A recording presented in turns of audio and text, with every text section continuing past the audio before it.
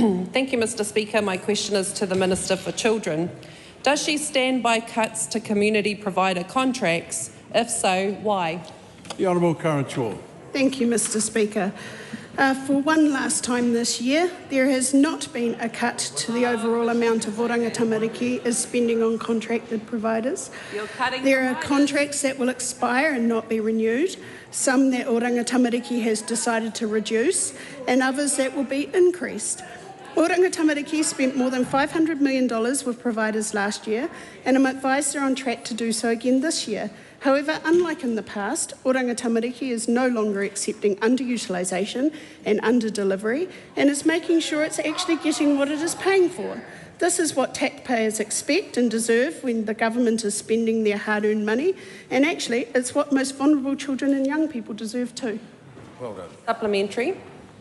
Is she seriously saying that cutting Stand Tumaya's contract in April next year, an organisation that provides specialised trauma treatment and intensive wraparound family support for thousands of highly vulnerable children and their families, with a waiting list of over 450 children, is the right thing to do? Mr. Speaker, Oranga Tamariki have 2 contracts with Stand Tumaya, plus pay equity. Integrated Outcome Agreement, originally $18.77 million per year. Services in schools, $1.34 million per year. Pay equity uplift, which was $5.18 million the year. And Oranga Tamariki has reached a resolution with Stand Tumaya, and legal proceedings were withdrawn. The terms of this resolution are confidential to all parties involved, and Oranga Tamariki is still having discussions with Stand Tumaya about future procurement. Supplementary.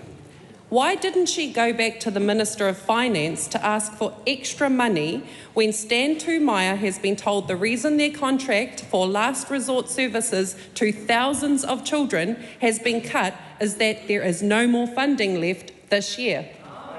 Mr. Speaker, to be perfectly frank, that is the reason why we're in this problem in the first place, because spending more money seems to have been the solution to all the problems. But we've seen it actually isn't. Outcomes got worse, children were suffering because nothing was based on outcomes, it was based on output, and we're not going to do that anymore. Good on you, Karen. Supplementary. Will there be more cuts to community providers delivering frontline services in the next financial year? Mr. Speaker, it's normal process to go over contracts when they're being renewed. If they are providing the service that is required of them and that is required of the priority spaces which this government is going, then they will continue. If they are not providing the service that they're supposed to, if they are underutilising services, and if they're not providing the service they should, then they won't continue. Well done. Supplementary. Is it true that despite all the word games, in fact, she has broken a promise to the people of New Zealand that frontline services would not be impacted when across the country we have seen cuts to vital services for our most vulnerable children and whānau? Mr. Speaker, I campaigned saying that more money does not fix a problem. What fixes a problem is actually making sure that we're delivering the outcomes that are needed for our most vulnerable children. The outcomes have not got better over the last 6 years. They will get better when the focus is clear and precise that we need to concentrate on children and young people in care and children that come to the attention of Oranga Tamariki.